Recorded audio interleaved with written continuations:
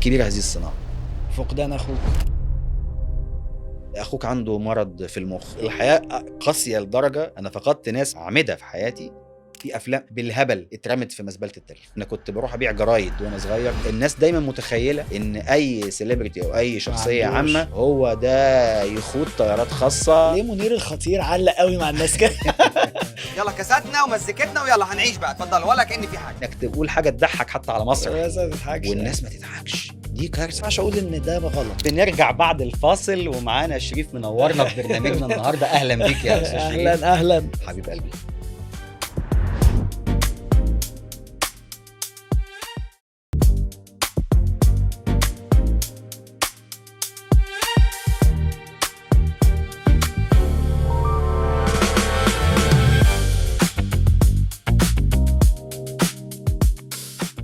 النجم شريف رمزي. حبيبي اهلا وسهلا. ازيك؟ اهلا بيك. عامل ازيك انت؟ الحمد لله كله حلو كله تمام. والله يعني انت منورنا يا حبيبي والله بجد. انت اللي منورنا. لا والله ربنا اسمنا على يخليك. اسم بعض أيوة. والدنيا حلوه يعني. ربنا انا كنت طول ما انا شايف اسمي في الكارت ده بس فانا حاسس بألفة شريف كده. توكس. شريف توكس يبقى انا يعني ما انا.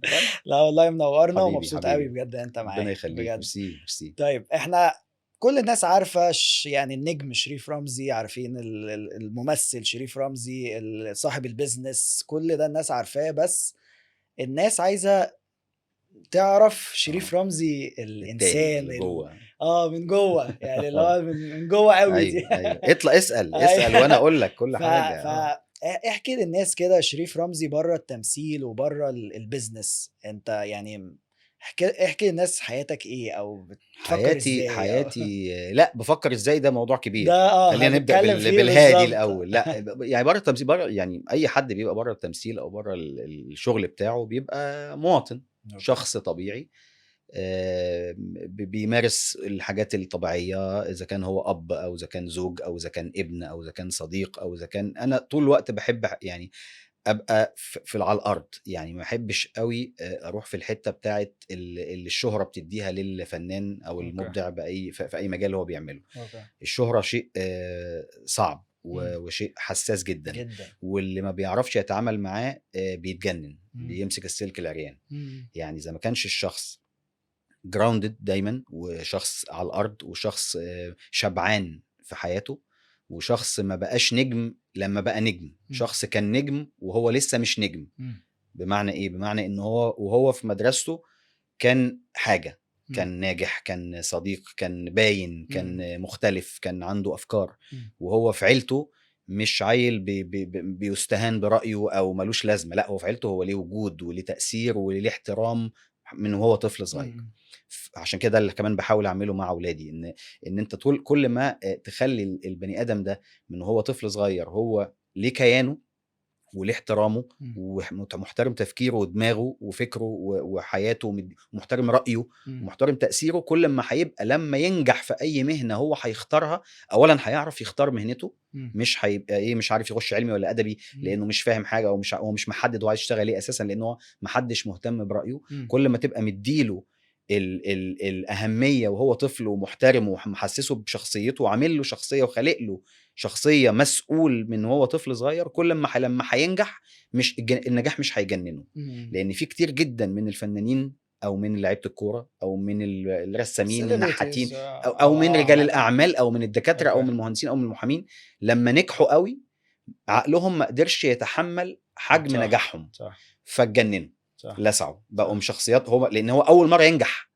انما انت النجاح لازم يبقى من وانت طفل صغير، انت ناجح في الحته بتاعتك، ناجح كصديق، ناجح كابن، ناجح في دراستك، ناجح في الهوبي بتاعتك، في الهوايه.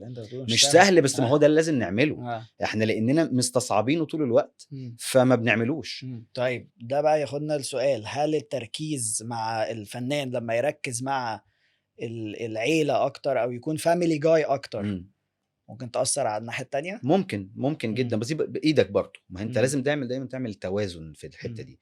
ان انت ما هو انت ازاي ان انت تقدر تشتغل وتكفي بيتك وتكفي ولادك، وتبقى زي ما قلت لك مديهم مش بس ان انت بتصرف عليهم، لا بتديهم وقتك. مم. وبرضه مهنتك مم. ليها حق عليك، ان انت لو خدت منها كتير، مم. ودي مهنه محتاجه تفرغ ومحتاجه دماغ ومحتاجه في نجوم كبار جدا. بس بصراحة أنا في كذا، سوري أقطع كلامك، بس في كذا فنان أو سيلبرتي سينجرز كمان مم. بالتحديد اتكلموا عن حتة لا أنا اتعطلت مم. عشان أنا والله اخترت إن مم. أنا أركز مع ده حقيقي، عيلتي. ده حقيقي. ده ف هي بص، هي انت عندك 100% من مم. الطاقه، انت بتختار توزعها نسب قد ايه. ما انت لو اديت 50% هنا و50% هنا، هتبقى انت نص نص هنا في مم. حياتك في الشغل، ونص مم. نص في حياتك في البيت. يعني هي هي 100%، ما انت ما محسوبة عندكش صح. حلول، هي ولكن أنا انت تقدر تدي 100% هنا و100% هنا. ازاي؟ ان انت تنظم الوقت ده. هي حاجة صعبة، صعب. بس هي لازم تبقى انت طول الوقت واعيلها وفي دماغك، لان احنا كمان خلي بالك احنا كجيل. أيوة، أنت قلت حاجة حلوة قوي، ايه؟ طول الوقت تبقى واعيلها، طبعا إن أنت تقعد تفكر لا اسحب نفسك شوية، يلا ارجع، يعني طبعا حلوة. طبعا يعني لازم. اصل انت لو انت مش طول الوقت ان كنترول تكلم نفسك. لحياتك والافعالك، وانك طول الوقت تهذب نفسك يعني انت هو حتى في ديننا يقول لك دايما النفس اماره بالسوء، وان طول الوقت انت محتاج تبقى في صراع مع نفسك عشان تطلع افضل نسخه ليك. صح. مش ان انت تعيش وخلاص. يعني احنا ضحكوا علينا بفكره ايه؟ اتكل على الله. الحمد ماشي يا لله. جماعه، ما حلو ان انا اتكل على الله، بس اتكل على الله بعد ما اكون عامل الدور اللي انا المفروض صح اعمله. صح مش ما اعملش اي حاجه واتكل على الله. صح ما هو هنا ساعتها ربنا مش هيعمل لنا الحاجات صح الحلوه. ده قبل ما تعمل، قبل ما تتكل على الله لازم تكون انت متكل على نفسك الاول. يعني تعمل اللي عليك كله، ثم تسيب الباقي على ربنا. صح مش تسيب الباقي على ربنا وانت مش عامل اي حاجه من عليك. فاهم صح قصدي؟ صح فيعني دي صح. بتبقى لا فمحتاجه قصدي تركيز، ومش سهله خالص خالص خالص. صح. كان ايه السؤال بقى عشان نسيت؟ لا خلاص السؤال الحقيقة خلص ماشي اوكي وتحفة. خلاص. الحمد لله. طيب انت في فترة فقدت والدك وفقدت اخوك. اخويا طبعا. آه انا فقدت كل الناس. يعني يعني شوف انت الحياه قاسيه لدرجه ان انت، انا فقدت ناس مهمه اعمده في حياتي مم. في وقت أثرت في قصير. شخصيتك بقى ازاي، اكيد او اكيد، ما غيرت اضحك عليك، ايه؟ لا غيرت كل حاجه. يعني والدي كان في البدايه، كنت عندي مثلا 30 33 سنه حاجه كده. كنت 33 سنه، وما كانش متوقع، وكان صغير والدي ساعتها كما وكانش عيان قبليها، وكانت الدنيا ماشيه تمام وفي استقرار، وانا مركز في التمثيل، وما علياش اي مسؤوليات اخرى الا ان انا بعمل افلام وبخلق سيناريوهات، وبقعد ادور على سيناريوهات، واقعد مع المخرج وكريت الفيلم ونعمل الموضوع فجأة في النص جالي والدي تعب في 10 ايام. تعب، دخل المستشفى، سافر لندن يومين، توفى. الله خلاص يرحمه. الدنيا اختلفت، لان الحياه بتختلف مع وفاه الوالد. مم. الحياه بتختلف طبعا مع الام والاب، ولكن الام ما بتختلفش الاختلاف اللي بتختلفه مع فقدان الاب، لان مم. الاب هو شئت ام ابيت. شوف انا كنت معتمد على نفسي واصرف على نفسي وكل الكلام، ولكن كان والدي سند. يعني كان والدي ظهر، كان والدي حد انت بتعتمد عليه وبتستند عليه اسريا قبل ما تكون محتاجه مثلا في الشغل او في حاجه، او انت مش يعني ما كنتش بشتغل معاه مثلا، ما كنتش ماسك الشركه خالص، ما كانش ليا اي علاقه بشغله. انا كنت ممثل وهو كان منتج وموزع، ولكن فقدانه خلاني احل محله في كل شيء. ففجاه بقيت زي الهوك اللي في الافلام كده، اللي هي مش الهوك، اللي هي الكول بتاعت اللي بتيجي للبطل في الفيلم، ان انت فجاه ماشي في طريق ما ومسيستم حياتك بشكل ما، وفجاه يجي لك تعالى احنا عايزينك تعمل لنا المهمه دي. ايه المهمه دي؟ هي شيء اصعب بكتير جدا مما انت متخيل. انك تشيل ليجاسي كامله، وتشيل مسؤوليات كبيره، وانا انا الاخ الكبير في العيله، للامي ولاخويا فبالتالي كل ده كنت انا اللي مرمي عليا كل مسؤوليات، ان انت عليك المسؤوليه كامله. انت بقى انت المفروض تخلص كل شيء، لو في مشاكل، لو في ديون، لو في قضايا، لو في حاجات، لو في تخرجات، لو في شركات. اخوك كان عايش ساعتها؟ كان عايش طبعا. لا توفى بعديها اخويا توفى في سنه مسكتوا قصدي 23. البيزنس مع بعض لا ما مسكناش بيزنس، انا مسكته لوحدي. لوحدك. يعني هو كان بيساعد معايا، ولكن كنت انا مسكته لوحدي، مسكت الشركه لوحدي، مسكت المسؤوليات كامله لوحدي. وهم كانوا اصغر كمان، يعني اصغر، يعني اقول لك انا الكبير، فبالتالي ما كانش في حد ينوب عني، او ما فيش حد ممكن ارمي عليه. وزي ما قلت لك كاخ الكبير ده بيبقى هو الكبير بقى للام، يعني هو محل الاب. ففجاه انت من الدار للنار، انت من ان انت بتفكر في نفسك بس بقيت بتفكر في عندي عيال كبيره يعني. انت فاهم يعني، بقى في حاجات اللي هو مسؤوليات انت مش متحضر لها. عارف انت لو متحضر لها، انا دايما شخصيه شخصيتي كده، بحب ابقى دايما عارف بكره في ايه وبعد بكره في ايه والاسبوع الجاي في ايه والشهر الجاي في ايه والسنه الجايه في ايه واخر الحياه في ايه، بحب كده. فجاه انا مش عامل حساب اللي انا الطريق اللي ماشي فيه، فانت فجاه بقيت من الشط لعرض البحر وكل الناس عماله ماسكه فيك وبتشدك لتحت وانت مش عارف تعمل ايه. فكانت محتاجه وقفه ان انت تقدر تقوم وتقف وتعدي كل فانت مثلا لو كنت سالتني قبل الوفاه انت تقدر تعمل ده، تقدر تبقى في المكان دلوقتي، اقول لك لا يمكن. يعني بس انت لا يكلف الله نفسا الا وسعها، فانت ربنا هيديك على قد اللي انت تقدر تعمله. في كل واحد هيعيش، عشان كده ما حدش يقول لي ما يعني، عشان كده دلوقتي ما بيصعبش عليا حد دلوقتي. اي حد حاصل له مشكله ما بيصعبش عليا، لان انا حسيت طب ما انا كنت زيك بتاع، وفي ناس اكتر مني وفي ناس اكتر مننا بكتير عندهم مشاكل اكبر بكتير، فانت تحمد ربنا اصلا على المشاكل اساسا اللي انت شايف ان انت شايلها دي، ان في ناس شايل مسؤوليات اكبر. صح فاهمني؟ فانت يعني بس فقدان اخوك توالى بقى بعديها بقى بفتره حصل برضو مفاجاه المرعبه التانية اللي انا مش عامل حسابي خالص. اول ما لصمت الدنيا بقى وخلاص والدنيا بقت تمام وخلاص هنكمل كده، اخويا في الصيف فجاه تعب، ابتدى يشتكي من رقبته وجعاه، ايه الموضوع مش فاهمين. ابتدت امي تقول طب نجيب له علاج طبيعي يمكن نام غلط بتاع، اسبوع اسبوعين ما بيتصلحش بيزيد الموضوع، طب نعمل تحاليل. قلت لهم ليه تحاليل؟ ده واحد رقبته وجعاه مفيش يعني مش صعبان علينا حتى يعني عادي يعني قشطه يعني. لا نعمل تحاليل. عملنا تحاليل، كانت طلعت التحاليل الساعه 3 4 الصبح، دخلنا نمنا وكنا باعتينها لدكتور صديق للعيله يعني يشوفها لغايه ما يصحى يعني. صحيت على تليفون الصبح اصحى فورا، انت فين؟ قلت له انا بقى في الصيف في الساحل يعني. اخوك عنده مرض في المخ، فيروس في المخ، ولازم يتنقل المستشفى فورا ويعمل MRI فورا ايه ده رقبته وجعاه. رجعنا على دار ده الفؤاد فجأة كده مفيش لا مفيش history مفيش ولا؟ هيستوري خالص. فجأة عنده مرض حاجة اسمها مننجايتس كده، حاجة مش مفهومة بتيجي منين مش عارفين. دخل في كوما سنة وكم سنة و6 7 أو 9 سنة و9 شهور، حاجة مدة مرعبة في كوما كاملة. فدي كانت حاجة بالنسبة لنا يعني عذاب هلاك يعني. وكلنا عندنا أمل، بس أنا ما كانش عندي أمل لأن أنا اتقال لي من يوم ما دخل المستشفى تاني يوم، او مش يوم ما دخل المستشفى سوري، من يوم ما دخل الكوما جيت ما انا كنت مستحي ايه الموضوع، قابلت دكتور كبير يعني قال لي ما مش هيكمل. ايه طب وبعدين؟ قال لي لا مش هيكمل. يعني مش هيكمل؟ قال لي يعني خلاص هو اللي عنده ده هيفضل فيه. طب قلت له طب امي؟ قال لي ما تقولهاش حاجه، ما حدش يقول لها حاجه وما حدش يسحب الامل منها ولا يديها امل، خليها ولا احنا ما. فانا كنت عارف لمده سنه و9 شهور انا عارف ان مش هنكمل، بس بيبقى جواك حته يعني ان شاء الله ربنا كبير يعني ممكن معجزه انت عايز معجزه، وربنا مش كبير عليه مش كتير عليه معجزات يعني. فكنت بصراعات بقى ان انت تقعد امي اقعد ابقى بالنسبه لها بديها الامل او على الاقل متعايش معاها لانها الدنيا هتبقى ان شاء الله تمام ما تقلقيش، وانا من جوايا عارف ان الموضوع. فانا جالي خبر الوفاه قبل الوفاه بسنه و9 ولا 6 شهور المده اللي هي بتاعتي، لان جات زي ما قلت لك جات لي اول ما دخل الكوم، كنت بالنسبه لي انا عارف ان هو مش هيكمل. فده طبعا كان امتحان من ربنا كبير جدا، لازم ابقى متماسك قدام ولادي وقدام العيله وقدام امي وقدام كل الحياه وقدام اصحابه وعايش ان الدنيا تمام. فما كانش حد يعرف ده. وتوفى في الاخر. كان بالنسبه لي مش صدمه، كان بالنسبه لي راحه ليه، لانه كان عذاب الكوما دي. فدي كانت تاني حاجه. الحياه فيها كده ان دايما انت برضو في نقطه مهمه قوي، ان دايما الجمهور مش شايف الجانب ده. وفي بعض الفنانين ما بيبينوش الجانب ده، وفي بعض الفنانين ما بيبينوش الا الجانب الكويس، which ده مش عيب، ده لازم. بس انت مش انا ليه هدخل اشوف مقاسي يعني، انا قصدي فاهم، انا لو هدخل كل واحد يعني قايل لي مشاكله مش هبقى حابب اتفرج عليه.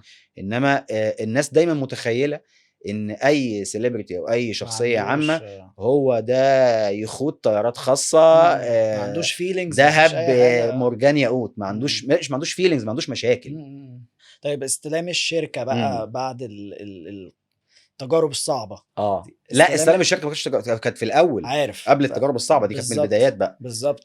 عديتها ازاي بقى والله بص دي شركه دي شركه كبيره، اصل انت مش مستلم بس انت شركه كنت نازل صغيرة. فيها يعني عامه من وانت خالص ده كده على طول. انا كنت بروح كضيف. عندي خلفيه عن اللي بيحصل كله، وعندي خبره في اللي بيحصل كله، اذا كان انتاج او توزيع او اداره دور عرض او برمجه او كل الحاجات افهم فيها واعرفها وعندي خبره فيها من خلال يعني وجودي في العيله يعني. ولكن ما كنتش مارست الحكايه دي. انت مستلم شركه مش شركه صغيره، مستلم ما شاء شركه الله، انتاج ما أكبر. اسمها شركه افلام أفلام النصر، النصر. من اقدم واهم الشركات في مصر. انا ثالث جيل فيها. شركه ليها تاريخ طويل جدا من ايام حسن رمزي جدي اللي هو ابو والدي، اللي مؤسس هذه الشركه ومؤسس غرفه صناعه السينما ومؤسس منتج لاهم واحلى الافلام الكلاسيكيه، افلام كبيره، سيده القصر، قول منهم كتير، عشان ما هو الناس مئات تفتكر مئات بقى. سيده القصر، المراه المجهوله، صح. الهاربه، توبه، افلام، بص مش يعني الفاتن حمامه والشاديه والكمال الشناوي وعمر الشريف وكبار النجوم وكبار وليلى مراد وحاجات بقى، وكلها نجاحات ما شاء الله. وكلها واخر حاجه يعني. كمان اللي هي الجزيره لا الريسنتلي ده بقى. بعديها بقى، انا بقول ده جيل بقى ده بعد الجيل كده اللي بقى، فات. يعني جدي عمل ده وساب الشركه في عامله انتاجات ونجاحات كبيره واثرت صناعه السينما باهم الاعمال والافلام من الاربعينات لغايه يمكن السبعينات. مسك والدي وما كانش ساعتها ليه علاقه باي حاجه، كان صغير وكان بيشتغل مع والدته في الجلود برضه، والتحف وحاجات كده، ما أوكي. كانش ليه علاقه أوكي. بالحكايه بقى، لان انا كان ليه علاقه ان انا كنت ممثل، فانا جوه السينما اندستري يعني، لكن هو ما كانش فيها. أوكي. فجاه كان صغير، والده توفى، مسك الشركه مكانه، ونجاحات فظيعه الى ان بقى من اهم تايكون التوزيع السينمائي ومن اهم منتجي وموزعي الوطن العربي. وبعدين امسك انا بقى فكارثه بقى، انت ماسك حيث انتهوا الاخرون. بالظبط. ما انت عارف لما تمسكني ولاجاسي اصلا ليجاسي قويه قويه جدا. وانتاجات مرعبه وحاجات كبيره صح. وحاجات مهمه.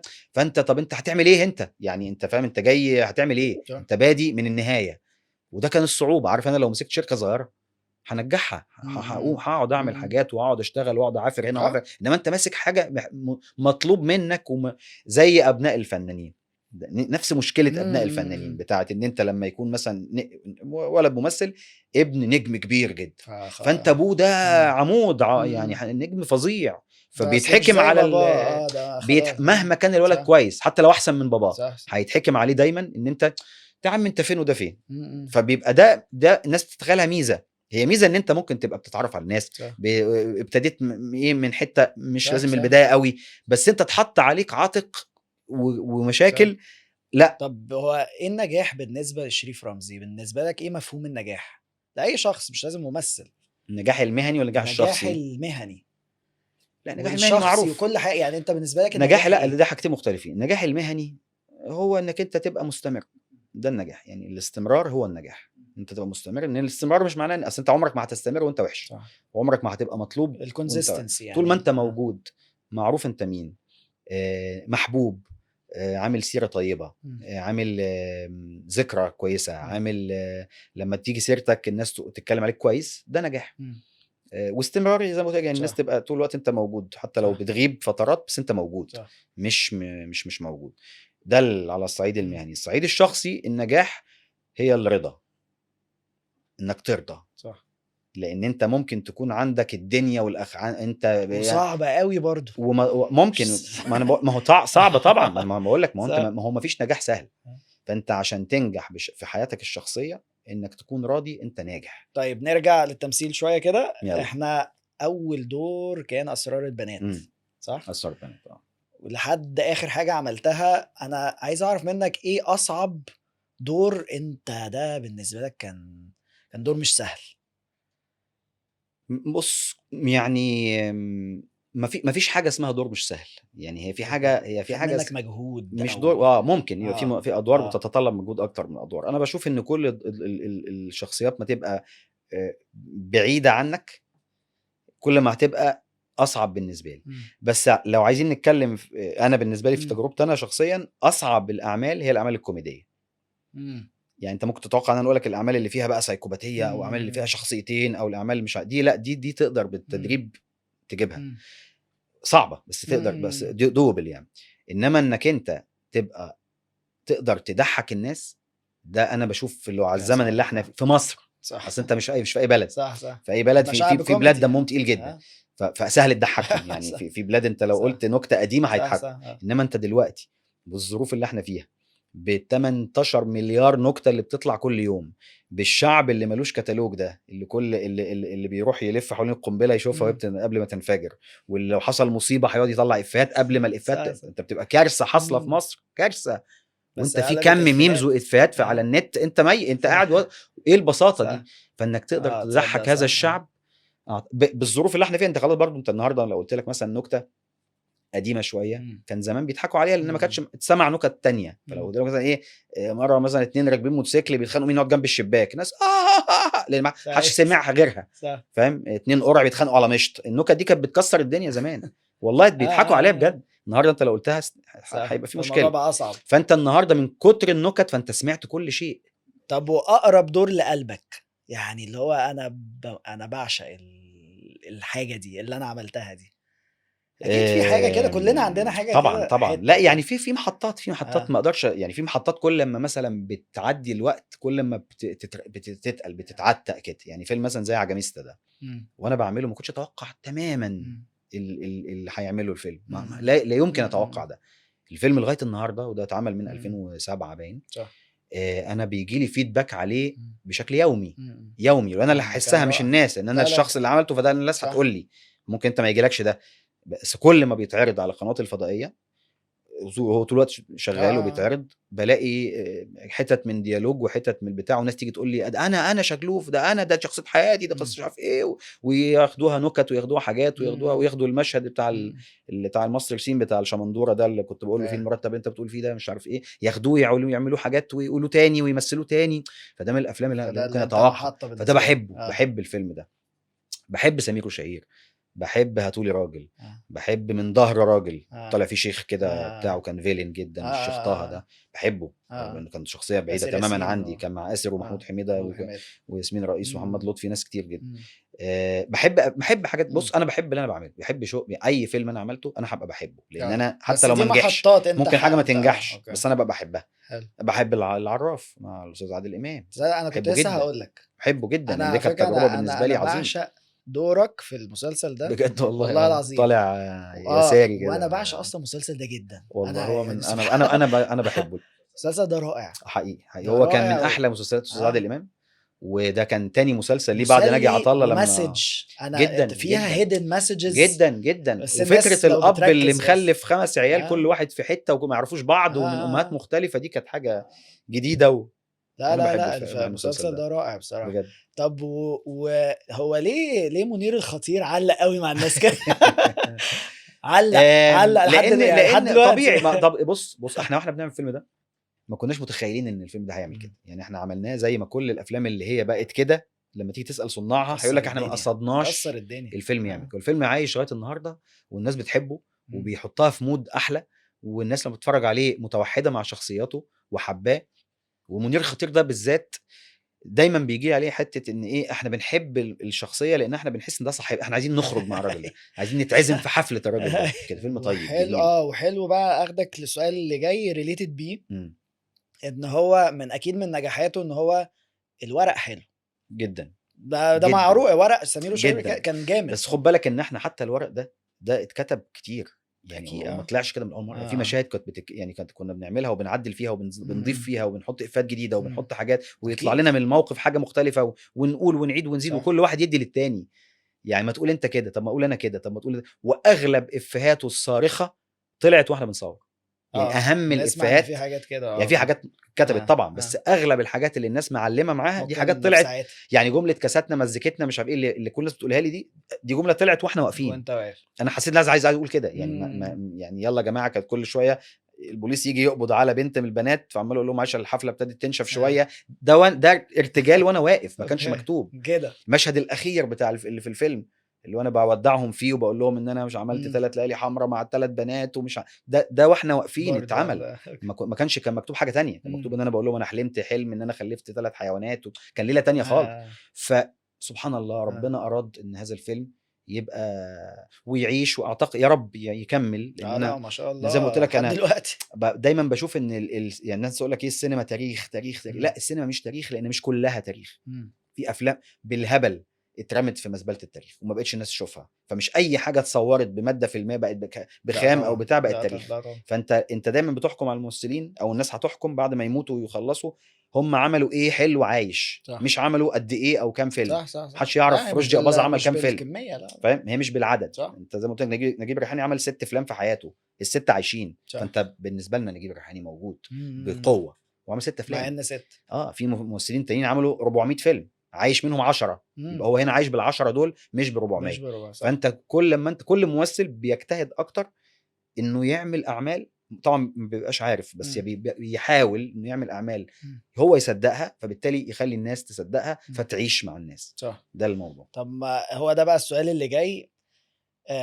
وده بص، ده فيدباك الجنريشن الجديد والجنريشن بتاعي والجنريشن اللي قبلي شويه ماشي. الورق مش زي زمان، الكرياتيفيتي مش زي زمان، زي ما انت قلت الضحك مش زي زمان. بص هو ايه اللي حصل؟ لا هو مش لا هو مش آه. الورق مش زي زمان. خلي بالك مبدئيا في نقطتين. النقطه الاولانيه ان احنا كنا زمان بناخد اغلب اعمالنا من روايات. ليه؟ لان احنا ما كانش عند الكتاب ساعتها وقت يقدروا يكتبوا زي الروايه ما بتتكتب. انت الروايه بتتكتب بيقعد الاديب ده، اذا كان بقى نجيب محفوظ واحسان عبد القدوس ويوسف السباعي ويوسف ادريس وكل العظماء اللي خدنا اعمالهم كلها ابتدينا نعملها، كل كتبهم الكبيره اتعملت افلام نجحت اجيال. فكنت انت بتاخد خلاصه كاتب قعد سهر وعاش وقعد ايام وليالي يكتب في روايه محكمه ويعدل ويجيب وكم التفاصيل قد كده، انت تلخصها في كبسوله قد كده تعملها فيلم، فلازم يطلع حلو. في الاغلب هيطلع حلو.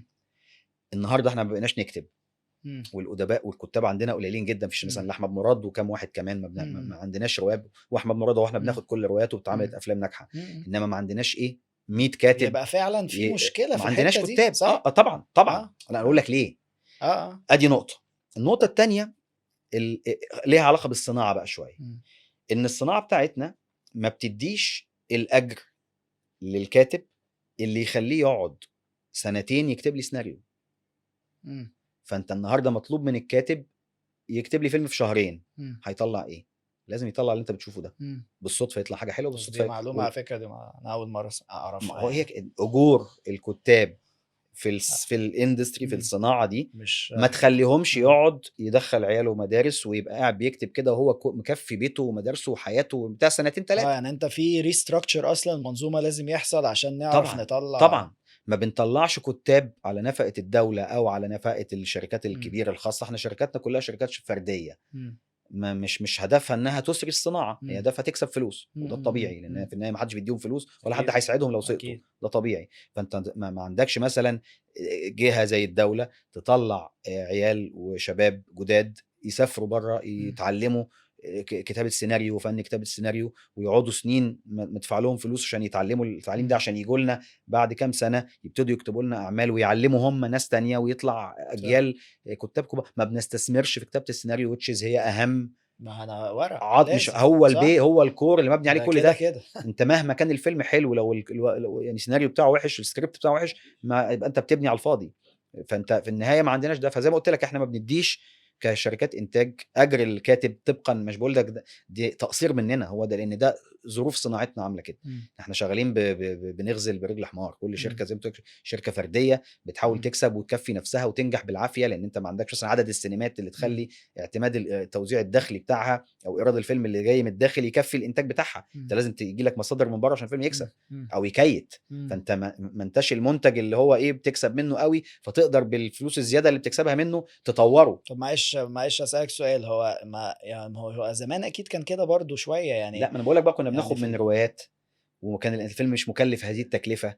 وكانت الدوله جوه ايدها جوه الصناعه، وكان في سينمات بالهبل ملك الدوله، وكان في قطاع الانتاج، وكان في التلفزيون المصري، وكان في ليله يعني. انت فاهم؟ النهارده ما بقاش في قوي بس ده. حتى الجنريشن اللي هو كان بتاع فتره محمد هنيدي وهاني رمزي واحمد حلمي، والجنريشن ده برضو مش كان برضو اكيد الجنريشن ده جاء بعد فتره، هي فتره انتقاليه كده. كان السينما خلاص راحت في حته كده ووقفت، وابتدت الافلام مش معظمها بتنجح وبتنجح بالعافيه، وكان يا دوبك استاذ عادل امام ومدام ناديه الجندي تقريبا هم اللي بينجحوا، وفيلم او فيلمين بقى للنجوم التانيين في كل سنه، وما يجيبوش سقف الفيلم لما كان بيجي لو جاب مليون جنيه يبقى ده شيء رائع. وانتاج الفيلم كان ليه سقف معين، كانت تقدر تنتج فيلم في 3 اسابيع وفي اسبوعين، فكانت والتكلفه قليله، فكنت تقدر الاجر اللي كان بياخده المؤلف ساعتها كان ممكن ان هو يكتب لك فيلم وبالايه يعني بالحب بقى يكمل، والنجم يضيف شويه وهنا يضيف شويه، والدنيا وطلعت افلام حلوه، افلام كوميدي حلوه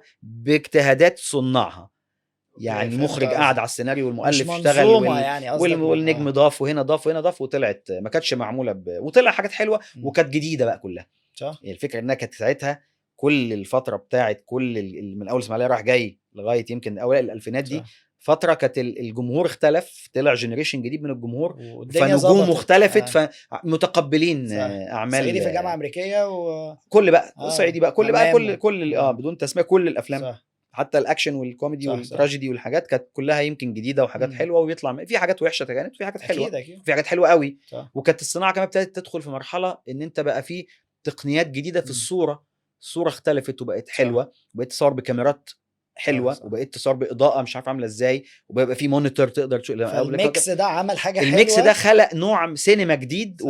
وكان برضو كان في باشن، اعتقد ده فاد كتير الوقت ده. كان في اجيال كل العاملين كان قلبهم على الصناعه. كان في صناع كبار من اول المنتجين والموزعين الكبار اللي هم الهيدز بتوع الصناعه، بالمخرجين الكبار، بالمؤلفين، بالابطال، في روح احنا عايزين ننجح، عايزين نثبت نفسنا.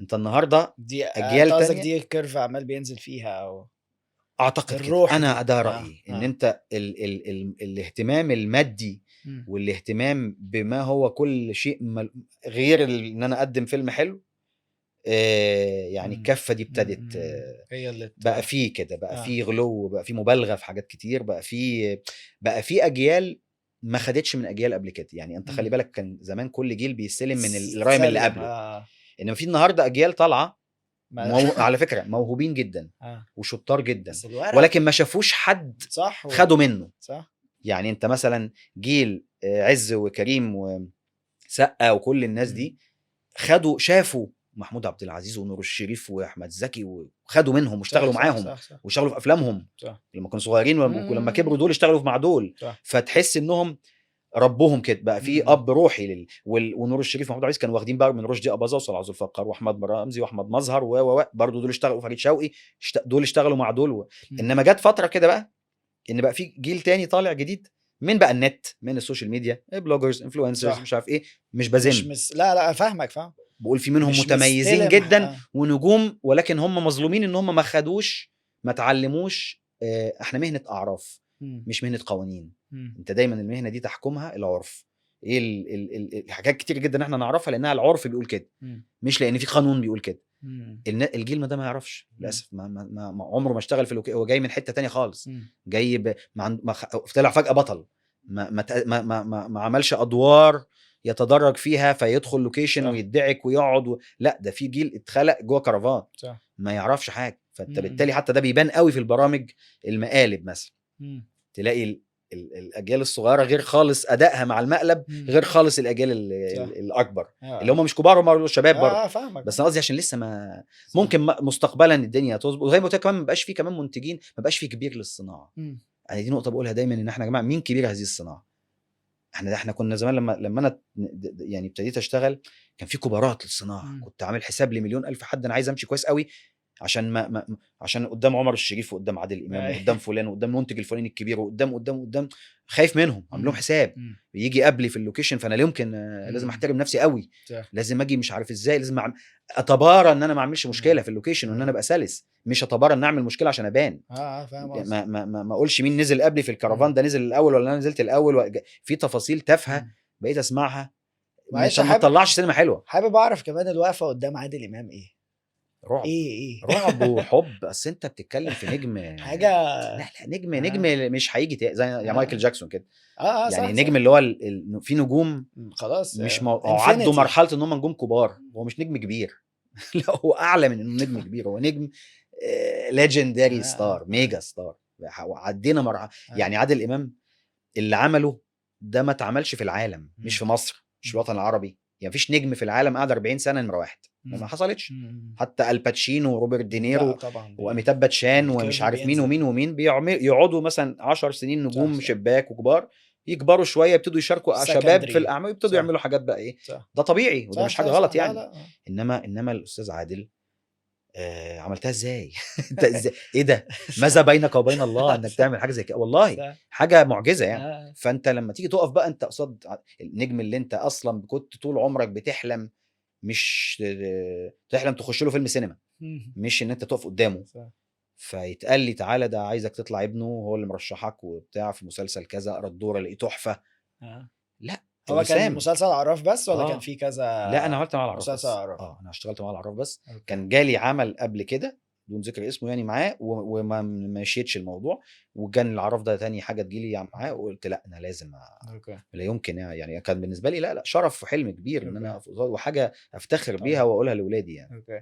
طب ومين انت شايفه من الاجيال الجديده اللي طالعه، مم. مش قصدي هشام ماجد وشيكو، لا انا قصدي اللي بعديهم، مم. مين انت شايف في حد ايه ده الولد ده بوتنشال، الولد كل ده اللي بيشتغلوا على هيبقى نفسهم يعني. آه. كل اللي بيشتغلوا على نفسهم يعني. احمد مالك بحبه جدا، انا بحبهم كلهم. مم. كل وانا مش لا انا بسميهم قصدي مش اكيد بسميهم جيل ان احنا مش بعاد قوي آه. سنا عن بعض يعني. آه. هم عشان طلعوا بعدينا بس شويه، بس انا قصدي مش بعاد يعني احنا لا فاهم يعني فاهم. انما هو الفكره ان في منهم بيشتغلوا على نفسهم كويس قوي، مم. وبياخدوا ورش تمثيل طول الوقت، مم. وبياخدوا كورسز وبيسافروا وبيشوفوا مم. وبيحضروا في مهرجانات مهمه وبيعملوا تنوع وبيعمل فيلم مهرجانات ويعمل حاجه كوميرشال ويعمل مسلسل ايه ويعمل برنامج ويعمل بودكاست ويعمل يعني مم. في بيشتغل على نفسه. مم. انا بشوف ان دول اللي ايه ممكن رايك في يكملوا. مصطفى غريب؟ عظيم.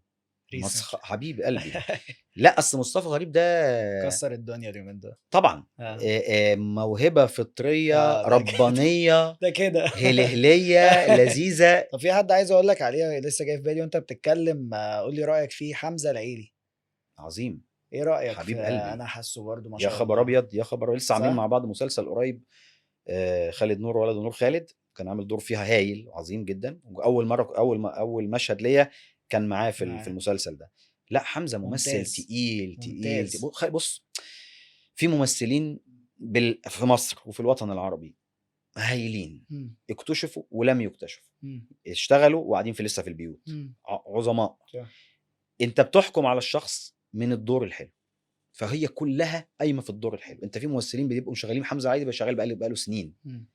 خدت بالك منه في عده مراحل وعده اعمال، بس لما جاله دور دي. في المسلسل صح. الاخير بتاعه حلو مؤثر، صح. دخل قلبك في تعاطف، صح. لانه هو ممثل كويس وعظيم. مم. فالكومبينيشن ده طلع حاجه هايله. صح. فاهم؟ فانت بس ممكن يبقى ممثل جامد وعظيم، سبحان الله السبوت الاعلامي ما يبقاش كده مديله عارف الحته بتاعته. تقصد ايه بسبوت اعلامي؟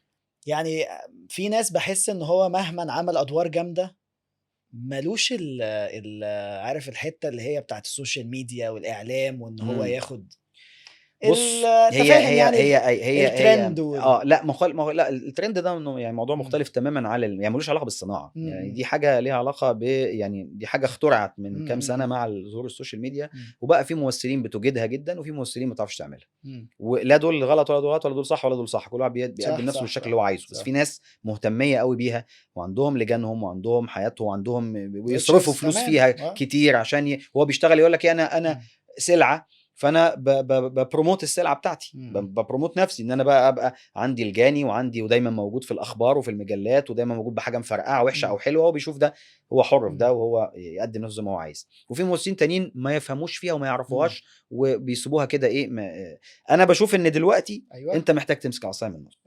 يعني ما ينفعش تبقى بعيد قوي وما ينفعش تبقى قريب قوي، ما ينفعش تبقى بتستخدمها بشكل ضار ليك ولغيرك، انك تزيف حجم نجاحك او وما ينفعش ان انت اجنور وتقول لا ما عنديش اكونتات. ما انت ما عندكش انت النهارده المطعم اللي ما عندوش صفحه على الانستجرام او بتاع ممكن بيخسر جمهور قد كده.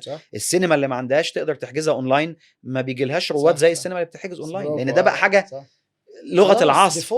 انت الشات جي بي تي والجيميناي والكلود والليله دي بقت انت لازم هتستخدمها سونر اور ليتر، حتى ما ينفعش تقاطعها. لو قطعتها هتطلع بره الزمن.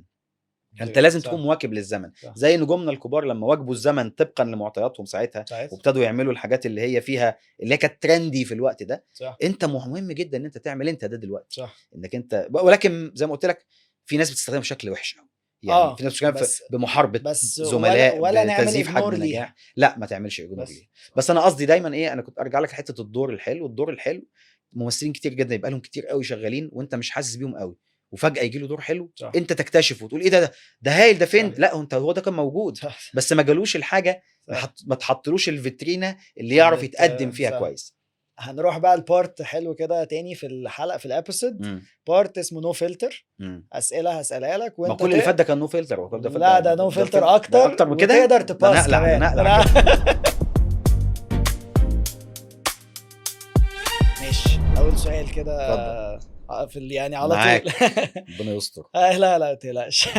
شريف رمزي راضي عن كارير التمثيل بتاعه لحد دلوقتي؟ راضي يعني 100% ولا لا انا I have more ولسه انا مش انا لسه ما بداتش، اوكي مش I have more. انا لسه أوكي. يعني شخصيا انا دايما كان في مقوله يعني او جمله اتقالت لي من نجم كبير جدا، انك انت اول ما يعجبك نفسك اعرف ان ده سقفك. اوكي. اللي قال لي دي الاستاذ احمد زكي الله يرحمه. قال لي اول ما يعجبك نفسك، يعني اول ما تشوف ان انت انا هنا والله حلو، تبص على تعجب بنفسك، اعرف ان ده سقفك، انت خلاص اعجبت بنفسك فانت مش تعلى عن كده. انما انت طول ما انت شايف ان انت لسه ما عملتش حاجه وان انت مش عاجبك حاجات وان انت لا عايزه بتاع، فانا والله بجد انا لغايه تيل ناو وانا عملت اعمال كتير جدا جدا، انا دايما حاسس ان انا ببدا ودايما بشتغل العمل اللي انا بعمله لغايه اخر عمل اعمله اكني ما عملتش حاجه قبل كده. يعني اكني ده اول عمل انا بعمله. ما عمري ما بقول ايه لا ده انا جايب محمل لا، بحس ان انا ده العمل الاول وبديله روح العمل الاول وخوف وتوتر العمل الاول وحب وشغف العمل الاول. فلا مش راضي طبعا، يعني راضي على اللي فات قصدي، بس انا قصدي حاسس ان لا انا ببدا مش في النص حتى. طبعا حلو. طيب السؤال التاني، لو اضطريت تختار حاجه واحده بس لا يعني اعتبرها جيم يعني ماشي، لو اضطريت تختار حاجه واحده بس أوكي. ما بين تمثيل والبيزنس بتاع الانتاج والتوزيع، لو اي حاجه في الدنيا والتمثيل هختار التمثيل طبعا. انا بمثل من وانا طفل صغير. انا من وانا صغير جدا اول سؤال اتسالته لما كنا بنتسال في الفصل، يعني انتوا عايزين تشتغلوا ايه، كان واحد بيقول لي ضابط، دكتور، طيار، انا اقول ممثل. يعني. والناس ما كانت بتضحك عليا يتريقوا عليا، يعني ايه ممثل؟ في طفل عايز يطلع ممثل؟ انا كنت طفل عايز اطلع ممثل. فكنت بالنسبه لي لا، كنت بعمل مسرح وانا صغير جدا واجيب صحابي واعمل ستاره ومسرحيه واكتب مسرحيه واعمل افيشاتها وسكريبت واخرجها وامثلها ده ماي باشن من وانا عيل صغير. وانا في المدرسه كنت عايز اطلع ممثل، ثم قلت ادخل فنون جميله، ثم اطلع احترف التمثيل. فاي حاجه هتيجي في قصاد ده هختار التمثيل طبعا. اوكي حلو قوي. طيب السؤال اللي جاي، مين بالنسبه لشريف رمزي اهم ممثل في مصر اخر 10 سنين؟ ما اقدرش اقول ده ليه، لان انت زي الاكل كده، يعني لو جيت قلت لك مثلا ايه انت ايه اكتر فاكهه بتحبها، ما ينفعش. البني ادم البني ادم ما اتخلقش عشان ياكل صنف واحد. فانت ما تقدرش تقول مثلا والله المانجا، التفاح، مش ممكن. فالممثلين كده والاعمال كده، ما اقدرش اقول ايه احلى فيلم او احلى ممثل، ما مش ممكن، لان هم غير بعض، هم غير بعض قوي ومكملين لبعض. طب بالنسبه لك مين اللي انت لا بتحب ادائهم؟ احب ادائهم ده كتير طبعا، يعني احب اتفرج عليهم. تحب ادائهم من استاذ عادل من جيل انا اخر 10 سنين يعني. بحب كريم محمود عبد العزيز جدا. اوكي. بحب اداؤه، بحبه هو يعني اخويا الصغير وحبيبي وبحبه.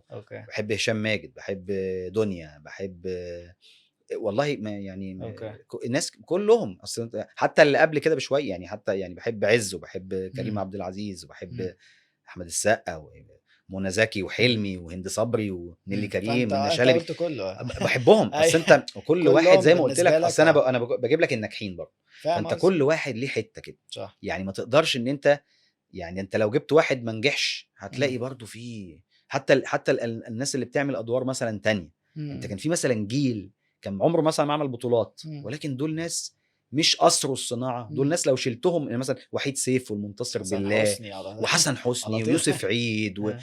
دول لو اتشالوا، وعبد الله مشرف مم. وناس لو اتشالوا من مم. السينما هيهدوها، صح زي اللي قبليه زي ستيفان روستي وعبد الفتاح صح صح القصري صح صح. وماري منيب. الناس دي لو اتشالت ما كانتش ابطال بيباع بيها العمل، مم. ولكن لو شلت دول مفيش صناعه. طيب السؤال اللي جاي، لو في دور انت شفته وقلت يا لو انا عملت الدور ده انا كنت يعني كتير. لا انا عاجبني، كتير يعني او لا تديني افلام واحده كتير. وعارفين ان اللي اه عملها تحفه، عشان اه انا عارف ان دي اجابه دايما. بتبقى سخيفه للي عملها، ودايما اللي عملها يقول لك انت كنت هتعمل احسن مني، ويجي لا الجمهور اللي لا بيحبه هو يقول لك عملها انت ايش جاب لي جاب، اكيد هو عمل احسن منك.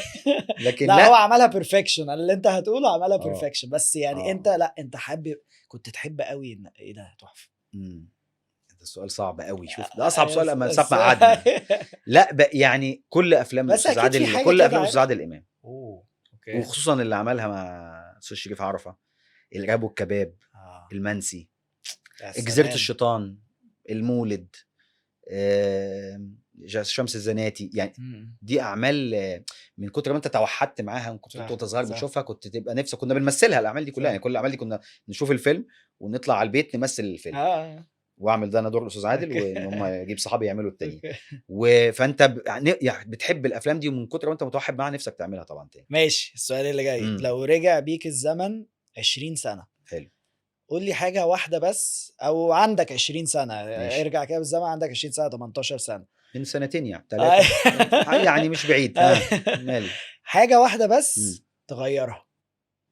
ياه حاجه واحده اغيرها ليه؟ من 20 سنه ما انا ممكن اغير اي وقت يعني لا يعني انا مؤمن بالتغير، ما احبش الثبات، ومقتنع جدا ان العالم اتخلق الحاجه الثابته الوحيده فيه هي ربنا.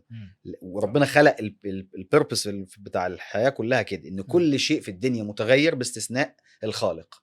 فانت طول الوقت هتلاقي لو تبص في حياتك كده انت فعلا بتتغير كل يوم وكل ثانيه، وكل ما بتتعود على وضع بتلاقيه بيتغير، وكل ما بتستقر في حته بتلاقيها اختلفت، والدنيا بتتقلب ويحصل، وده من شروط الحياه يعني. فانا مؤمن بالتغير. فانا يعني از وي سبيك بقعد اغير في نفسي طول الوقت حاجات، كل شويه بقعد اعاتب نفسي واقعد اقول طب انا ايه اللي المفروض اعمل، ايه ازاي هبقى احسن، طب ايه عملته غلط عايز اغيره. فانا اوريدي بشكل عام طول الوقت في مرحله مش ثبات. بحب الاستقرار مش الثبات، استقر بس ابقى في تغير في الاستقرار ده. فاهم قصدي. طيب في حاجه كنت بتخاف منها زمان ما بقيتش تخاف منها؟ يعني حاجه تغير يعني لا حتى لا. لو حاجه تافهه. لا لا لا لا يعني الحمد لله ما عمر ما كان عندي نوع الفوبيات دي. يعني وده طبعا يرجع في ده لاهلي، ان اهلي كانوا دايما كل ما اجي اخاف من حاجه يرموني فيها. يعني انت خايف من الحيوانات هنوديك جنينه الحيوانات تتعامل مع الحيوانات، خايف من الميه هننزلك الميه، خايف من العجله هنركب العجله، يعني اي حاجه. وده مهم جدا ان انت طول الوقت بترمي على طول، ان انت اي حاجه خايف منها لازم تعملها. مش كده دايما يقول لك مثلا ايه لو ابنك مثلا ايه عمل دخل يعوم وغرق، او في الناس تقول لك لا لا لا ما خلاص وتخوفه وتخضه وتاخده بعيد عن الميه ومش عارف، لا انت لازم تنزله حالا الميه تاني، ليه اللي هيتعقد مدى حياته من الميه. فاهم قصدي؟ لو مسك دبوس وشك نفسه اتعور هيبقى عنده فوبيا من الدبابيس، انما انت لازم تمسكه المقص طب امسك حاجات حاده ويلعب بيها وانت تبقى طبعا مراقب ده يعني عشان يعني قصدي كل ايه عشان ما تخلقش فيه حاجه هو تكسر عنده فوبيا منها، ان لازم يمارسها دلوقتي وهي عامله المشكله. فانا الحمد لله ما كانش عندي الخوف ده. كان الخوف ده احساس يعني ما بتعاملش بيه قوي. طيب حلو.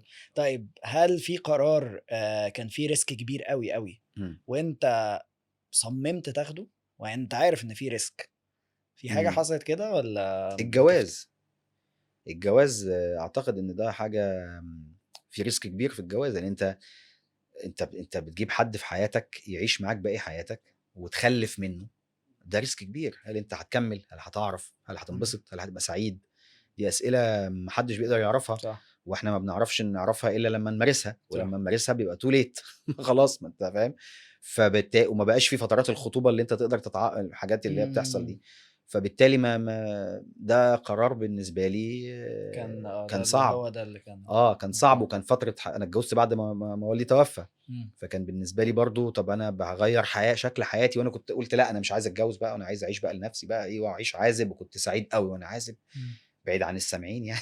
يعني كنت مم. سعيد بده جدا ومبسوط قوي اي وانا عازب، وحياتي لذيذه جدا ومروق يعني اي الدنيا. فخدت قرار لا انا هتجوز اوكي. وهعمل استقرار واسره وبتاع، فده كان قرار صعب جدا، والحمد لله. اوكي. ندمان عليه قوي؟ لا بهزر لا لا لا اكيد لا. لا سعيد بيه الحمد لله. تمام. طيب ايه بقى الحاجة اللي بتخوفك قوي على بنتك وابنك في من المستقبل؟ يعني حاجة انت شايل تقعد كده في مخك كده اللي هو اصدقاء السوء مم. دي اكتر حاجه بتخوفني لان انا عامل اللي عليا، صح. لكن مش عامل ده بارت لكن لا ده. لكن الاهل التانيين مش عاملين اللي عليهم. مم. مم. يعني انا عامل اللي عليا وعامل اقصى ما انا اقدر اعمله طبقا لتفكيري وحياتي، ان انا مطلع ناس انا راضي عنه. مم. بس الانبوت اللي بيدخل لهم من الناس اللي مش عامله اللي عليها صح. ومش مربيه كويس ومش مربيه اصلا اكتر مني مم. واقوى مني. طب ما تيجي نلعب بقى. طيب عادي ولا مش عادي تسامح شخص اذاك اذية كبيرة بدون ما يعتذر؟ انت هتسامحه؟ هسامح، انا هسامحه في الاخر يعني لا كده يعني انت تسامحه ولا لا؟ عادي ولا مش عادي؟ اسامحه ده ما اعتذرش عشان اتسامح، ما عشان لما انا اذي حد بقى، لو اذيت حد يسامحني يعني، ما مش انت هتعتذر بتفكر برضه، لقدام، مش هتأذي. هعتذر انا بقى خلاص. بس بجد تسامح؟ لا اسامح يعني انا ما بقفش عند المشاكل، يعني دايما بحس ان انا ايه في طريقي اذاك اذية في وما قطر كده، اعتذرش. مش مهم يعني، مش فارقه معايا طالما مش بيعطل هدفي، مش فارق معايا طالما مش هقف. اصل انت خلي بالك العتاب انا عمري ما عاتب وعمري ما لوم وعمري ما انت يعني انت دخلت حياتي ضيع وقت طبعا. انا اعلى بكتير من ان انا اعاتب شخص او الومه او اقف واضيع من وقتي ان انا اقعد اهري في الحاجات دي. انا بالنسبه لي عندي هدف ما رايح له، فطز في اي شيء هيعطلني بس عليه ده معناه هتعمل ليميت، هطلعه من حياتي. صح. هتعمل. وانا كده شخصيتي كده ان انا الهجر الحميد اللي هو انت هتطلع من حياتي، مش هتعرف تدخلها، مش هتعرف تزعلني تاني. صح. يعني مش هتعرف تزعلني مرتين. حبيب قلبي كده صح، انت انبسطت انبسطت بالاجابه. بس انت تحفه والله ما هتعرف تزعلني أيوة تاني، لو أصل ده زعلتني مره فعلا مش هتزعلني تاني، انما حلومك لا مش هنوصل لا لحاجه، مش هنوصل لكده. قصه لا. طيب حلو. طيب الست ثانية عادي أنا ولا مش عادي؟ اسئله الستات. بص بقى انت جيت لي بقى في حته، لا بس ده سؤال، انا احب الست اول ما تبدا بالست انا انبسط. رخم ليه؟ هقول لك طيب عادي ولا مش عادي الست تساعد في البيت بفلوسها؟ لا طبعا ده مش عادي خالص ده، لا مش مسؤوليتها. ولو انتوا شباب صغنن برضو عشان من لا ما انا هقول لك حاجه في ظروف ايوه بتستدعي ان يعني ظروف اقتصاديه وظروف شباب وظروف بتاع بتستدعي حتى لو هم اغنى من كده ان هي انا بشوف ان لو انت تقدر ما تخليها ما تساعدش بولا شيء، انت مهمتك الاولى انك انت تعمل كده. لكن ما اقدرش الوم اللي بيعمل ده احتياج، مش بيعمل ده نطاع. يعني ما في ناس برضو ما عندهاش الاوبشن، ما هو ما ينفع. فاهم قصدي؟ يعني قصدي ان ما فيش حد هيبقى حابب يشغل مراته وهو يقدر، لو عمل كده ده يبقى شخص حقير جدا. انما لو هو مش قادر وهي مساعدتها ليه ماست، يعني حاجه اساسيه فاهم عشان ياكلوا ويشربوا، ما اقدرش الومه لان دي ظروفه كده. لكن وانس ظروفه اتحسنت او يقدر ان هو يعدي ده ما ياخدش فلوس. لا طبعا يرد لها بقى كل ده. حلو. انا بشوف كده يعني. حلو. طيب عادي ولا مش عادي حد يعمل دور مش مقتنع بيه، ممثل يعمل دور مش مقتنع بيه عشان فلوس؟ مش المفروض، ما احبش، بس عادي لان برضو انت الممثل اللي يضطر انه يعمل دور مش حبه عشان فلوس، اكيد هو مش نفسه يعمل كده، اكيد هو بيعمل كده لانه مجبر على كده. فما اقدرش الوم حوجته، ما اقدرش الوم حوجته. لو هو انما هو لو معاه فلوس وقادر ان هو يبقى تمام ومظبط حاله وجاله دور مش حلو لكن بيعمله طمعا او زياده في الربح، اوكي هو حر. بس انا ما بحبش الحته دي يعني. بشوف ان دي مش مهنه جمع مال، دي مهنه انت لما تكسب منها. عشان legacy كده عشان كده تبند legacy. كل النجوم اللي قبلينا ما كسبوش فلوس، ما عملوش مم. فلوس. النجوم اللي عملوا فلوس قليله قوي، مم. ودي معلومه الناس كتير قوي ما تعرفهاش لانها ما انا بتسمعش. بستغرب صحيح القصه دي الناس ما ده. بتسمعش غير على الحاجات الفلاتات، النجوم اللي بتعدي اجورها لاجور فلكيه، فاهم. دول لا يتعدوا ال5 ممثلين في مصر كلها. انما انت لا، هو دول 5 اللي بياخدوا الملايين الكتير قوي. ما دون دول ما بياخدوش، مش عشر ده، 1 على 10 من ده. لكن الناس بتحس ايه، ده كلهم، ده الناس، ده الفنانين دول كلهم ايه، لانهم بيسمعوا عن، وطبعا اغلب الارقام مزيفه، كل الارقام انت بتسمعها على النت دي، وانا منتج وعارف الكلام ده مش حقيقيه. اي حد بيقعد يقول لي ده بص مش يا جماعة حقيقي، انتوا دي ايه؟ كلها هو الكونتراكت يعني هيطلع للربح كده المادي يعني, يعني مش بيتاجروا بالموضوع، فيك وكله قوي بقى يعني. شايف ان انا لما اقول ان انا باخد ده اجر اعلى من ده وده اعلى اجر من ده، بقى في التنافس على الاجر. احنا يا جماعه مش صح. يعني لا وحلو الناس تسمع منك يا جماعه اي حاجه بتتقال على السوشيال ميديا بخصوص السالاريز او اجر ده ممثلين مش او حقيقي، مغنيين غلط. مش حقيقي. والافلام اللي يقول وش لك اهو. كل الافلام بتنجح مش حقيقي. آه. بارلي الافلام لما يعني في افلام قليله قوي اللي بتنجح، وافلام كتير جدا بتكيد، وافلام كتير جدا ما بتنجحش، وممكن تنجح على فترات كتيره انك لما تتباع كتير قوي. فكل ده انا بشوف ان احنا لازم نتنافس على يعني اعطاء المنتج الحلو. هقول لك، مش اقول لكش انا في فيلمي او مسلسلي اعلى مشاهده، وممكن يبقى اعلى مشاهده وحش جدا، ممكن جدا. صح في صح افلام صح. كسرت الدنيا وانتهت واترمت طبعا، وانت فاهم، وانت دي شغلتك وعارف السوشيال ميديا بتعمل ايه. فانت الهدف هنا انا عايش ولا مش عايش، انا بعمل فيلم هيعيش ولا مش هيعيش، الناس عجبها ولا ما عجبهاش. ما ينفعش انزل اقول لك ايه انا اعلى مشاهده بس طب ما عمل وحش. صح. انا اصلا اغلى مش مهم. ممكن بقول لك في نجوم بالهبل ما خدوش فلوس خالص وعاشوا وماتوا مديونين، لكن سابوا ارث فني انت ما تعرفش تعمل عشره. صح. دلوقتي صح. ولكن كل واحد حر اكيد. لا اللي هو عايزه، كل واحد يبيع نفسه زي ما هو عايز. اكيد. طيب عادي ولا مش عادي الاب يعترف لاولاده انه غلط في حاجه هو عملها؟ ده مش عادي، ده اساسي. تعترف. انت لما بتعترف لاولادك ان انت عملت حاجه غلط، انت بتعلمهم ان هم يعترفوا ان هم عملوا حاجه غلط. ان الاب لازم ما يتهزش قصاد ولاده، ويبقى السيمبل، ويبقى الهدف، ويبقى القدوه، ويبقى بس من ضمن شروط القدوه ان الشخص يعتذر. ده طبيعي. صح. الاعتذار مش حاجه تضعف، الاعتذار حاجه تقوي. فانا لما اعلم ابني انا اعتذر له لو عملت له حاجه غلط، هو هيتعلم ان هو يعتذر لي ويعتذر للغير، وان ده شيء طبيعي. صح صح. فده اساسي. حلو قوي. طيب عادي ولا مش عادي الست هي اللي تشتغل والراجل هو اللي يقعد مع الاولاد؟ وفي كده في يا ريت بهزر بعد كل ده بقى لا طبعا مش عادي. لا ده مش دوره. يعني انت من ايام الجاهليه واحده مش عادي. لا واحده مش عادي. من ايام الجاهليه انت كان رجل الغاب بيطلع يصطاد، والست قاعده في الكهف تربي الولاد. ان ايه، ان الست هي اللي بتشتغل والراجل قاعد في البيت. لازم يبقى مشلول بقى، يعني لازم يبقى. امال ايه ليه بيعملوا كده ليه يعني؟ قصدي هي شغلها ما شاء الله ودى في حته حلوه قوي، وهو طب مين هيقعد معاهم؟ طب انا هقعد. بص، كل قاعدة شواذ. ممكن حالة تبقى فعلا مستدعية ده، وده أصح شكل للأسرة، بس ده مش الأيديال شكل للأسرة. يعني ده مش ده الطبيعي. يعني زي ما قلت لك، لو واحد مشلول، لو واحد عمل حادثة وما مش عارف يشتغل، واضطرت الست اللي يعني خلاص دي حالة فردية صح. وحالة خاصة صح. ما ينفعش نعممها أو تبقى ده الطبيعي. يعني الطبيعي زي ما قلت لك من أيام رجل الغاب كده، إنه بيطلع راجل حتى هو واخد القوة البدنية عن الست، واختلافهم الجسدي ده قايم على انه هو يقدر يستحمل مشقة الحياة، وانه يشتغل تحت ضغط ويشتغل تحت كذا. وهي وعلى فكرة ده تصدر للعالم من زمان، من ايام السبعينات، فكرة المساواة وفكرة ان الست تنزل الشغل. ومش انا مش ضد ده، ولكن ده تصدر بشكل ان الناس بقت، او اللي بيتحكموا في الحكاية بقوا يصدروا ان لا، ده دور بقى وحش ان هي تقعد تربي، اكن ده بقى يتفه من فكره العمل العظيم بتاعت ان هي تربي ولادها. فبقت تتقال بشكل كده ايه، في انت تقعد تربي عيالك بقى وتطبخي دماغك هتقف وكأن ده وده شيء يا جماعه.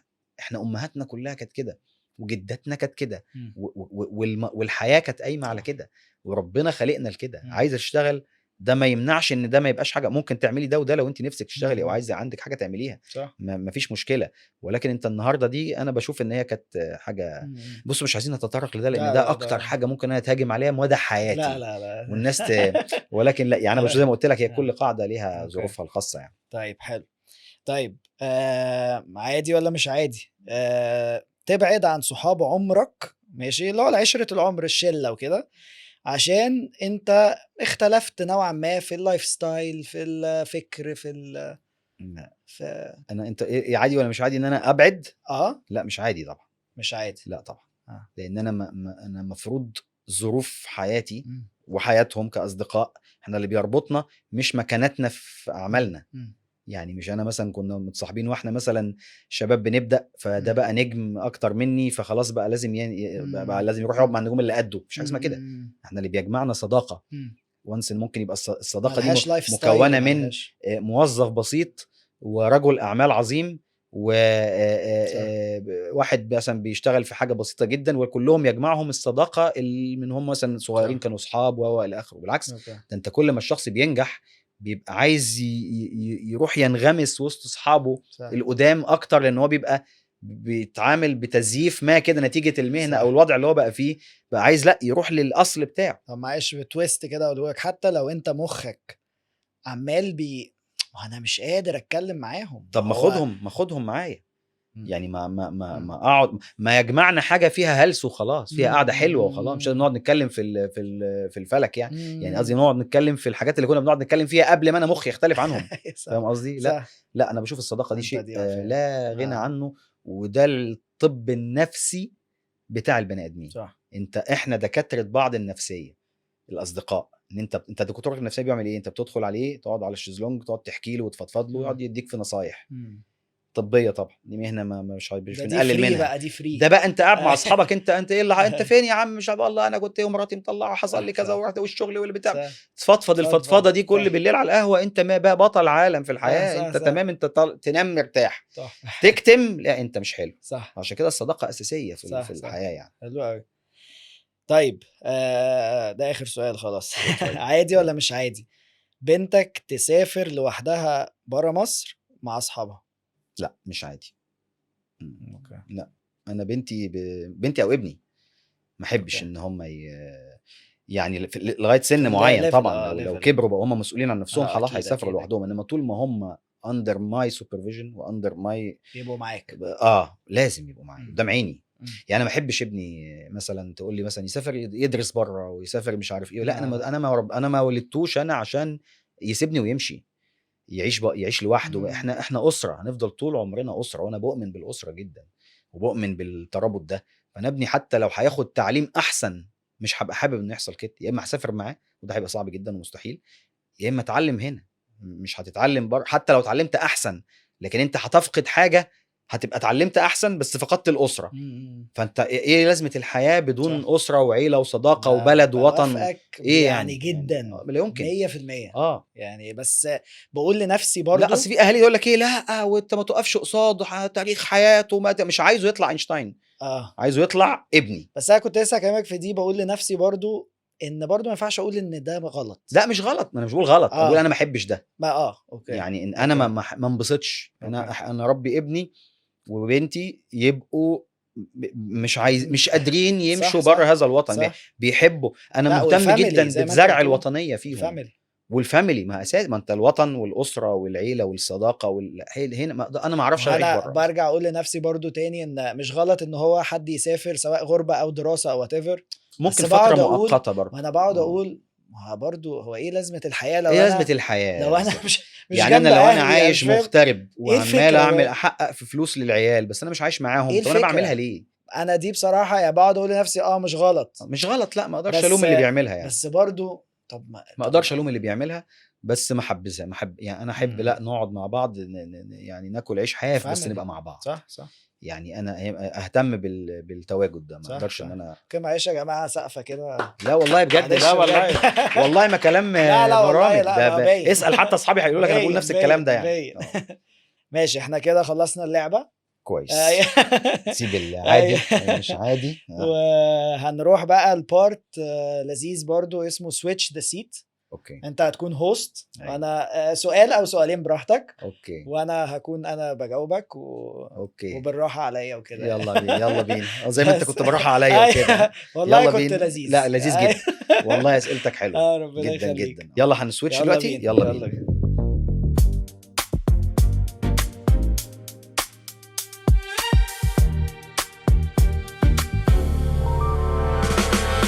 مشاهدينا بنرجع بعد الفاصل ومعانا شريف منورنا في برنامجنا النهارده. اهلا بيك يا استاذ شريف. اهلا نتمنى ان احنا نكون يعني برنامج لطيف بالنسبه لك، وعندنا طبعا اسئله كتيره جدا انت محضرينها جربتها لك. قبل كده صح؟ لا شكلك خالص، لا بجد؟ والله خالص. انا طلعت مذيع في مسلسل وكان اسمي شريف برضو، اوكي مسلسل اسمه واكلينها ولع، كنت طالع اوكي مذيع. ايوه ولكن لا انا بحب اوكي يعني احب اصل انت وانت بتسال اسهل بكتير قوي. الناس تتخيل لا ايوه لا ان بصراحه انت لما انا قاعد بتجاوب كده انت وبرمي اصل لا انت وانت بتسال ده انت قاعد لطيف قوي، انت يعني في حاجات من دماغك، في حاجات بالظبط مكتوبه، في انت قاعد بالظبط واثق كده والدنيا صح حلوه. طيب من خلال يعني برنامجنا انا لاحظت فيك حاجه من اسئلتك، ودي حاجه عاده ما بتحصلش، اوكي وحابب اسالك فيها، وهي حبك وانتمائك لبنتك. انا حسيت ده من ايوه غير ما بجد يعني لان انا كنت كل ما بتسالني حاجات عن الولاد انا بشوف ان انت اوكي موافقني على حاجات كده، وكانك انت انا عاجبني صح انا هعمل كده. اه هسالك سؤال عن بنتك ان شاء اوكي الله ربنا ربنا يخليها لك طبعا يخليك ويحفظها لك، وجواز بنتك. هل اوكي انت هتبقى متصالح قوي مع فكره ان في شخص غريب عنك آه. هتيجي بنتك تقول لك انا والله حبيته وانا عايز اتجوزه وهياخدني ويروح بقى؟ سنه الحياه صح طبعا انها صح تنفصل وانت بنتك الوحيده، فبالتالي طبعا صح ده بيبقى صح اصعب كتير صح جدا لو عندك كذا حد صح او صح بتاع غير البنت الوحيده صح دي صح بتبقى فيه كده. اتاتشمنت هل انت رهيب هتبقى طبعا انا فاهم يعني ايه بنت رهيب وحيده دي. فهل انت هتبقى اوكي ومتصالح مع فكره ان انت اوكي حد يعني هتحكم عليه ازاي؟ هتحكم على لا هو من الاخر عريس من جهه امنيه لا ما اوكي نفس طبعا ده يعني لا نفس بس طبعا الفكره هو دي باخدها بهزار لا مش طبعا. اكيد مش لا قصدي بس هي بس مش هزار، لا انا هي فاهم انا جامده قوي. بتكلم الكونسبت بقى اللي كان في فيلم عريس مين من جهه ده اصل؟ امنيه مين ده مهما جه لو جالي نبي مين في بالظبط انا عايز برضو، بالظبط. فاهم انت؟ بص انا طبعا يعني طبعا مش متخيل الاحساس ساعتها، بس اكيد هتبقى حاجه قاسيه جدا عليا قاسيه جدا جدا عليك. جدا. طيب لو جالك والله واحد انت اعلم مش اصلا. عاجبك بس هي بتحبه، طب دي صعبه صعبها قوي. بقى. واحد انت عارف انه مش كويس، مش عاجبك، ولكن هي عكس بص انا قرارك وبتحبه حاسس وحاسه انه كويس جدا. جاي لي احساس كده ما اعرفش ما تقوليش منين ماشي مش إمم، احساس إمم، عندي جوه إمم. ان حاسس ان انا عمري انا وهي ما هنوصل لمرحله الاختلاف للتركه دي. يا شيخ. من كتر البوند اللي احنا بنخلقه مع بعض يعني انا ما باسيبهاش، يعني لو مسافر بعمل طبعًا. باسوي بتيجي معانا الشغل أوه! ساعات ما باعرفش ما إحنا دي فحاسس افتراضية، سيبك أيوه إحنا مش بنتكلم إن أنت مربّي على إنك أنت كده، أنا باتكلم إن أنت لو جالك أنت اتحطيت في الظرف ده، واحد أنت مش بتحبه وشايفه أوكي. مش كويس وما ينفعلهاش بالورقة والقلم آه. والحسابات، وهي شايفة إن ده حُب حياتها وهي عايزة تكمّل معاه وما عنديش حل، مين اللي رأيه هيمشي؟ هي. هي. آه. طب وبعدين؟ طب ما ما أنا ممكن ما أنت عايز ما تلحقها قبل ما بُص لأ، ما هو يعني هابقى يعني عارف اللي هو إيه، مش إن أنا أكسرها هتبقى أصعب عندي طبعًا. من إن أنا من نجرّب. آه. طب ما يمكن تضبط. طب احتمال طب ما يمكن والله تعدّي. دي آه. إجابة أنا ما نموذجية. لأ، ما أحبش لإن أكسرها لإن عن أنت لمّا تكسرها هي هتعند عِند فظيع إنها وهتبقى طول whatever عمرها الreaction حتى لو بالضبط. كنت أنت الكسبان والصح في الآخر هي هتفضل بالضبط. عايشة بفكرة اللأ what بالضبط. if وكان ممكن بالضبط. يتغيّر وممكن تكون بالضبط. رأيك صح. غلط، صح. لأ، فأنت وأنا ممكن هتمشّي كلامها في الآخر. بالضبط، وأنا ممكن أحبه، ما إيه المشكلة؟ ممكن تحبه، بعدين ممكن ممكن يغيّر رأيي، ممكن آه. يحصل أي حاجة. أنت قُلت خلاص أنا هانتصر Yes. لرأيها ومعاها Yes. وهاجوّزها Yes. ليه وأنا بقى وهتبقى ملصّم بقى الدنيا بالضبط. وقاعد مصحّي بالضبط، له وأنا موجود يعني وأنت وأنا إن شاء موجود. الله يعني إن عشان شاء أبقى الله موجود. ربنا يدّيك وأنا معاك. طبعًا لو فأنا طلع غلط هتقول لها شُفتِ مش أنا قُلت، ما سمعتيش كلامي. أطلّع مش دي لأ ليها بس أطلّع ده هايل حاجته. طبعًا، ده هايل، ده هايل. أنا يعني أيوه. إحنا سعداء، نوّرتنا وشرفتنا في أيوه ربنا برنامجنا، يخلّيك. ويعني كنا سعداء بيك جدًا. ربنا في يخلّيك. حاجة تانية عايز تقولها قبل لا، ما لأ، نقفل ده أنا الحلقة؟ مبسوط أوي والله ميرسي، بجد. ربنا يخلّيك، إحنا سعداء بيك ربنا يخلّيك. ومتشكرين جدًا، ربنا جدًا. Thank يخلّيك. you. هنسويتش هنسويتش تاني؟ يالّا بينا، أيوه. يالّا بينا.